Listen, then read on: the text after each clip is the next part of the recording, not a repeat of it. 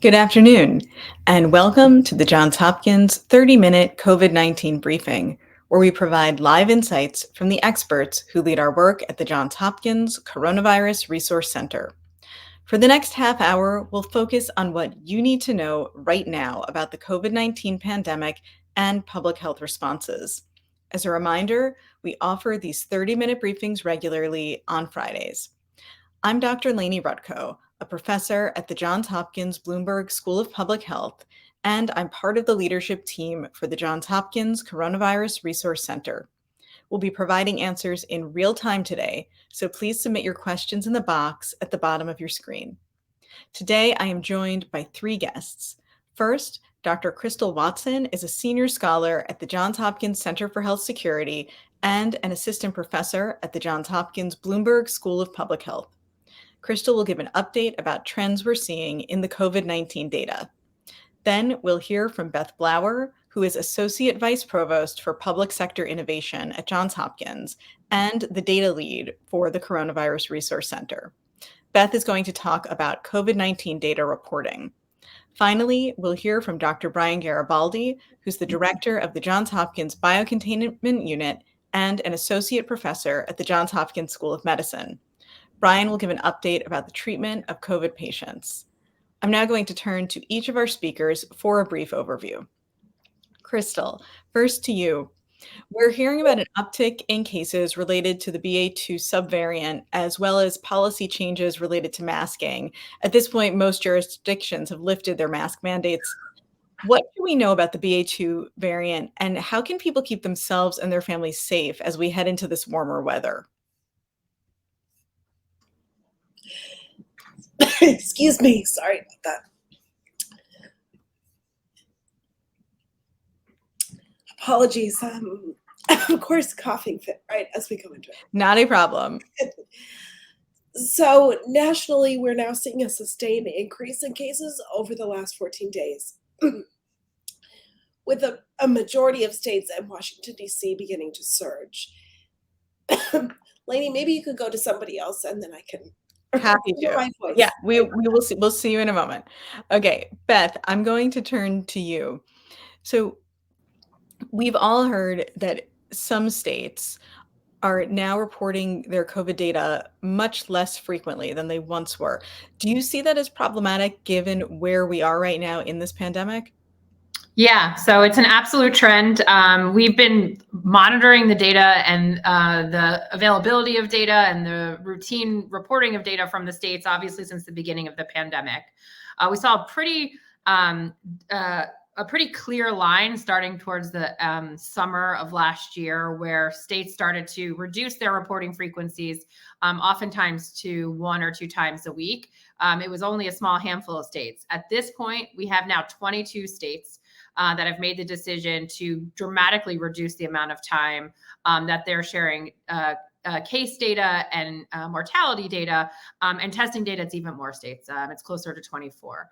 And so the big question here is this a sustained trend? We believe it's a sustained trend. Should it be dialed back up if we're going into another surge? And so we saw a lot of case activity as part of the Omicron surge in late winter, early this year. And inevitably, the reporting did not come back online in the way that we would expect it to really meet the needs of rising case counts. And so the question here is, should the public health systems be responsive to these peaks and these flows by dialing up and dialing down, not just the data, but also the mitigation strategies? And I know that you'll talk to Crystal a little bit about masking, but there is certainly a huge impact on our ability to do surveillance work when this reporting gets pulled out or drawn out over longer periods of time. It impacts temporal reporting, and then it just impacts the quality of reporting. Another big area, what we're looking at in terms of impacts on data reporting, is on the testing reporting. We know that testing reporting has been diluted by a very large availability of at-home tests, and that has certainly impacted our ability to use testing data as part of our surveillance. We encourage everyone to use at-home tests, to know your COVID status, to engage in mitigation strategies. But without a federal strategy on how to capture data from at-home tests, not knowing who has access to at-home tests, it is deeply concerning that we're really losing sight around what could be a very critical way that we monitor the growth and the retraction of COVID in our communities. Thanks so much, Beth. I'm now going to turn to Brian, and then we'll wrap up with Crystal. Brian, what are you seeing in the hospital right now relative to COVID patients? And can you give us a sense of what new therapeutic options might be on the horizon? Absolutely, Lainie. So, we're going to talk a little bit about the numbers, and Crystal mentioned there has been a steady uptick over the last 14 days in cases in the U.S. I think we're starting to see a slow rise in the number of patients who are being hospitalized with COVID. Just to be clear, we're nowhere near the levels we were in January. Just to give an example, in Maryland, we peaked at over 3,500 patients hospitalized with COVID in January. As of this morning, we were closer to 150 patients, but there has been a slight uptick in the number of patients being hospitalized. What we've also seen is that the number of people who are coming to the emergency department with respiratory symptoms who then test positive has also started to tick up. So we bottomed out about probably 5 or 6% in Maryland over the last month, and this last week we're up to about 12%. And just to put that in perspective, during peak Omicron, it was 50% of people with symptoms ended up testing positive. So we're starting to see a slight uptick, but nowhere near what we saw during the peak of the first Omicron wave. We have started to see a little bit more in the way of influenza, particularly influenza A here in Maryland. Last year we had very, very few cases at all. This year, last week alone, we have 40 cases at our hospital. So we are starting to see other respiratory viruses creep in there as we've relaxed social distancing and masking. And that's not unexpected, but it is something that we just have to keep an eye on if we're heading into a potential BA2 surge. We have to just be mindful of our capacity to take care of other respiratory viruses as well. I'm hoping we're not going to see, and I don't think we're going to see the levels of hospitalized patients with COVID that we saw in January with BA2, but I do think we are going to see somewhat of an increase over the coming weeks. On the therapeutic front, there have been some, I would describe more as sort of minor but interesting developments in some therapeutics. So I think we've talked here in the past about whether or not we should be proning patients who become hospitalized with COVID. And proning them means lying them on their belly. And we know that in patients who are on a mechanical ventilator, that doing that actually improves outcomes, improves oxygenation, and reduces the potential for the ventilator itself to cause lung injury. And very early on in COVID, we tried doing that with patients before they made it to the intensive care unit to see if we could help with their outcomes. There was a large trial of 500 patients at Vanderbilt and North Shore Hospital System where they did just that, putting patients who were awake, not yet on a breathing machine, on their bellies for up to 4.5 to 5 hours a day. And they did not see a clear change in outcome either at 5 days in terms of who ended up requiring ICU level care or at 28 days in terms of outcome. The difference there is it was only about 4. It's really hard to stay on your belly for an extended period of time if you're awake. So compared to the hospitalized patients on ventilator studies, which had at least 16 hours a day, this was only about 4.5 hours. So we're still not sure if proning for a prolonged period of time helps, but probably didn't make a big difference early on for people who are awake. In terms of the medications that we're using, we do have much better access to oral antivirals like Paxlovid. So we're able to use that in high-risk patients who test positive. And that drug has been shown to reduce the likelihood of hospitalization by up to 90%. We're unfortunately down to only one monoclonal antibody right now, bebtelovimab, which works against BA2. But because we haven't seen as many high-risk cases, we have ample supply of that medicine right now for patients who need it. And thankfully, that still works against BA2. So I think right now we're anxious about what might happen in terms of hospitalized cases over the next few weeks. I don't think we're going to run into the capacity issues we ran into in the winter, but I think it's time to be mindful of your own personal circumstances and to be thinking about ways to protect yourself and those around you. Thanks, Brian. Crystal, I'm now going to circle back to you. Would love to hear your thoughts about masking, to mask or not. These are, as always, confusing times. And also more generally, what folks can be doing to keep themselves and their families safe as we head into this warmer spring weather. Sure. Thanks for moving things around. I'll give a little bit more detail on the national picture, and then I can go into those questions. So As Brian said, nationally, we're now seeing the sustained increase in cases over the last 14 days, with a majority of states and Washington, D.C. beginning to see this BA2 surge. The Northeast is leading the way, but other regions are now following suit. And as Brian talked about, hospitalizations, while they've leveled off nationally, we are seeing increases in just under half of states across the country. So far, the increases are not severe, and most of the country is still at a low COVID-19 community level, according to the CDC metrics. The exception to this is New York State, which has a lot of counties in the high COVID community level. So this means that hospitalizations and cases are high, and CDC recommends masking regardless of vaccination status indoors and public places at that level. As Brian mentioned, it's not totally clear right now how high of a surge we're going to have with BA2. Hopefully it is not going to be as severe as the original Omicron surge in the US, but we are seeing this emergence of the new BA2 sublineage, which appears to have emerged in New York and may be contributing to the surge in that state, which is seeing some of the highest levels of cases and hospitalizations around the country. So New York State health officials estimate that new sublineage is maybe 20s percent more transmissible than the original BA2, which itself was more transmissible than the original Omicron variant. But there's no evidence to date that BA2.12.1, which is the new sublineage, causes more severe disease, but it's something that we need to learn more about.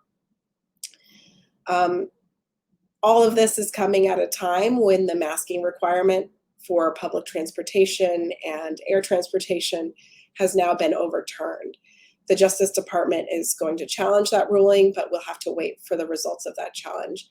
And so in the meantime, while we're seeing this increase in cases, I think it's probably prudent, especially if you are more vulnerable to severe illness, or you have family members who are, or have young kids who are not yet vaccinated, to either try and avoid public transportation or wear a high quality mask while this surge is building in particular. So I think that's probably a good idea for all of us if you want to have some more protection from infection, is to wear a KN95 mask or an N95 respirator while you're in crowded public places. We also learned this week a little more about the prospects for vaccines for kids under the age of 5. It looks like the FDA will probably wait to evaluate these vaccines for this age group until June, at which time they will have data for both the Moderna and Pfizer vaccines.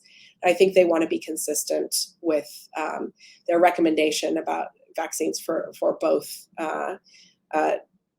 companies. So hopefully we will see some approval of under emergency use authorization for vaccines for kids under 5 at that time.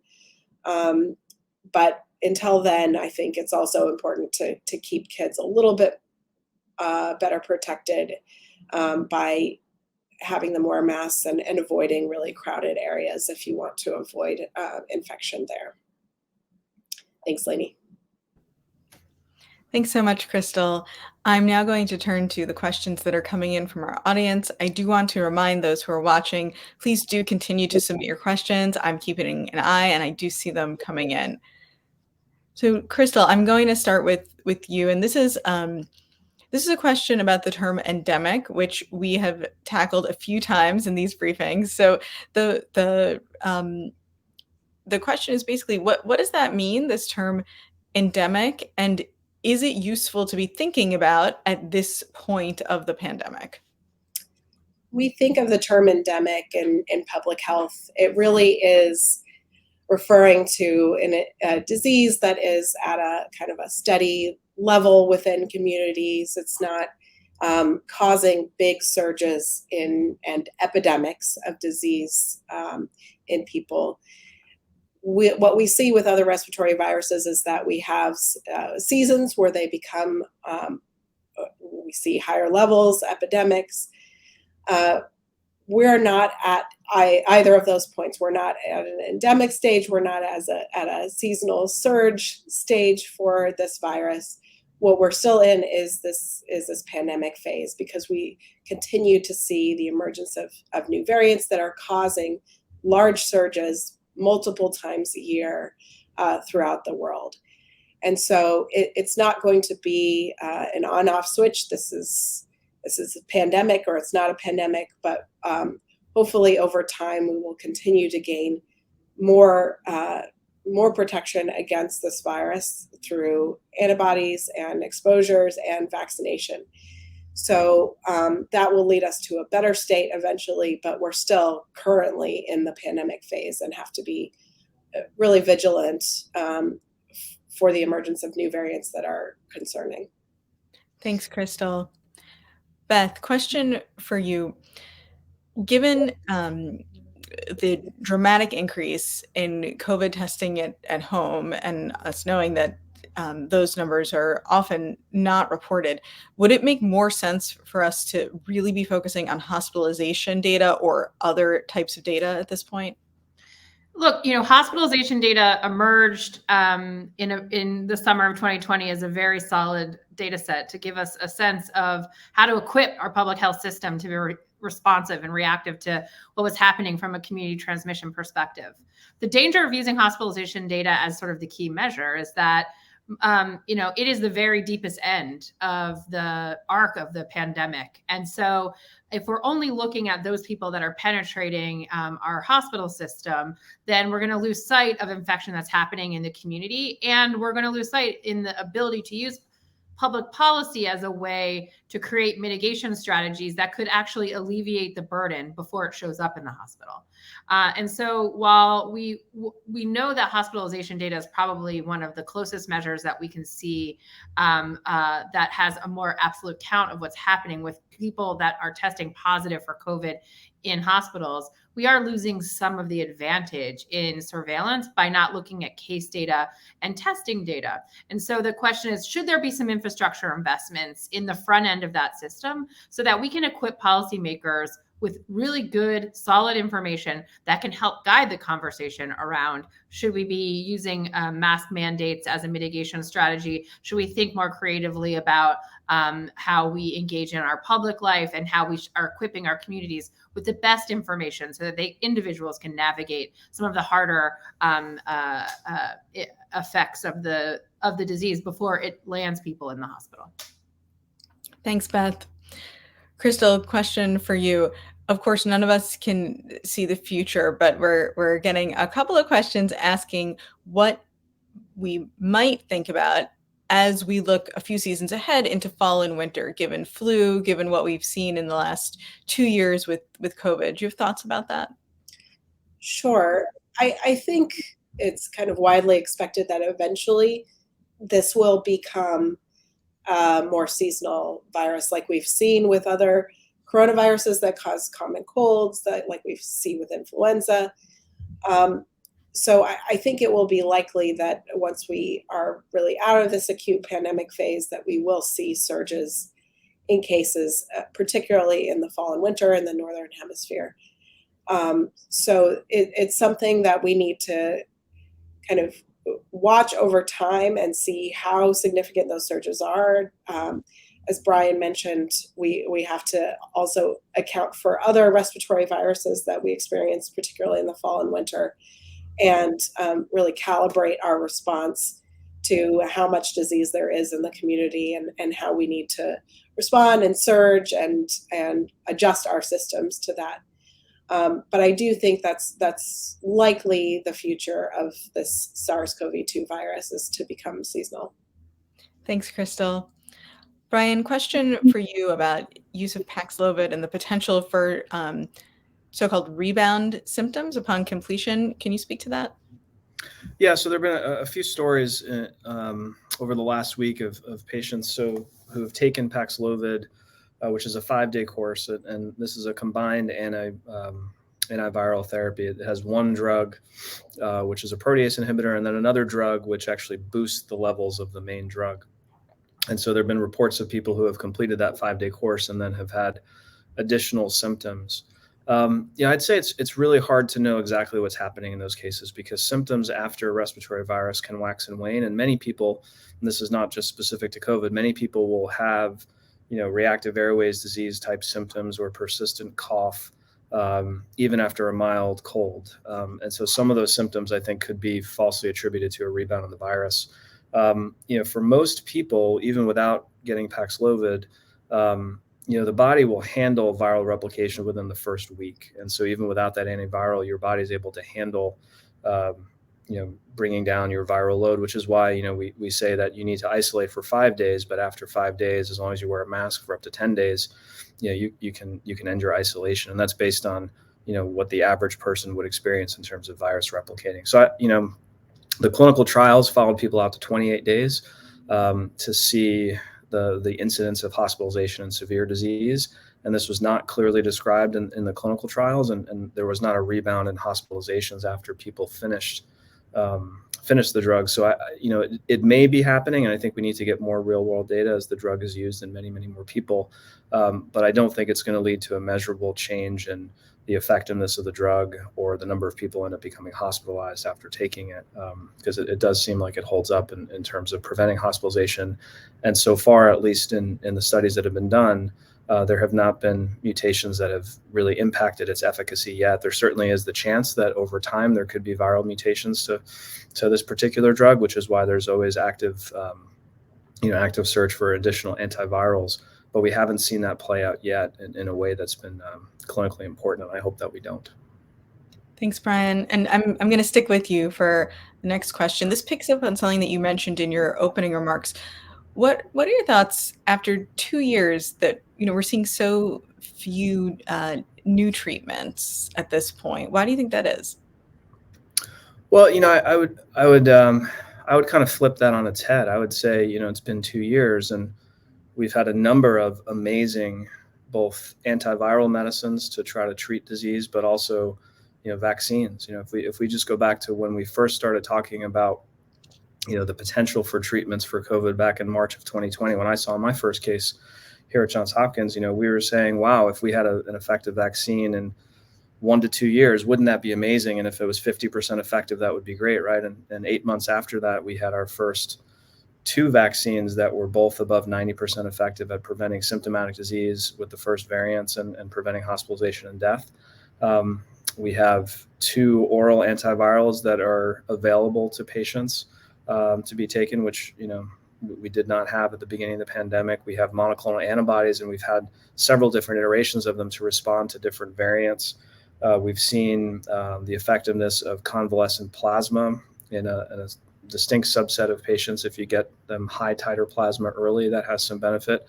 So I would say it's been actually an amazing amount of therapeutic options available within just 2 years. If you look at the average time of taking a drug to market from just developing a new drug, I mean, we're talking years and years to find the right targets and to bring something to clinical trial. So I would flip that on its head and say we've had an incredible amount of advances, both in terms of new drugs, but also in terms of understanding how to repurpose old drugs or existing drugs like dexamethasone, for example, as an anti-inflammatory treatment. But we've also learned a ton about what drugs don't work. And, I'd go back to the lessons and the cautionary tale of hydroxychloroquine and ivermectin as drugs that might work in a petri dish or a test tube, but don't have any role to play in treating patients. Thanks, Brian. Lots of questions coming in related to masking and travel. So I'm going to pull the panel on this one. I'll give you each a chance to respond. We'll go Crystal, then Beth, then Brian. So the gist is, now that we are in a moment where masks are generally not required while traveling, what do you expect to see, especially as we're heading into spring and summer with lots more travel ahead? So Crystal, first to you. Yeah, I expect we're going to see some more transmission as a result of this. I know as a parent of a young kid who's not yet vaccinated, it's going to make me think twice about traveling on public transportation or on air travel over the next few months until he can be vaccinated. So it might, for people who may have more vulnerable individuals or people who haven't been vaccinated in their households, it may really limit travel a little bit until we have some better protections in place. Thanks, Crystal. And Beth, same question to you.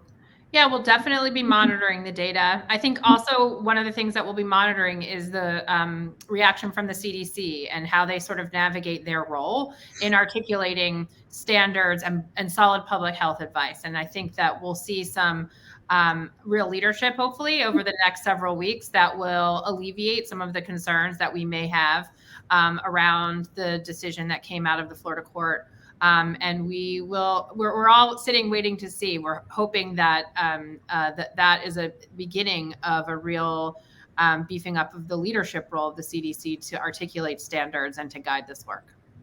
Thanks, Beth. And Brian, same question to you about travel. Yeah, I'd say, when we talk about travel, I think a lot of people immediately start thinking about airplane travel and vacations and traveling for business. But, I'd also like to remind people there are lots of folks who rely on public transportation for basically getting to the store, getting to work. And many of those people are those who have, borne the brunt of this virus. So I think I'm worried we're going to start to see an increase in community transmission, not from people traveling on vacation, but from people just going about the things that they need to do to support themselves and their families. And so, again, I would ask people to be mindful of their own circumstances.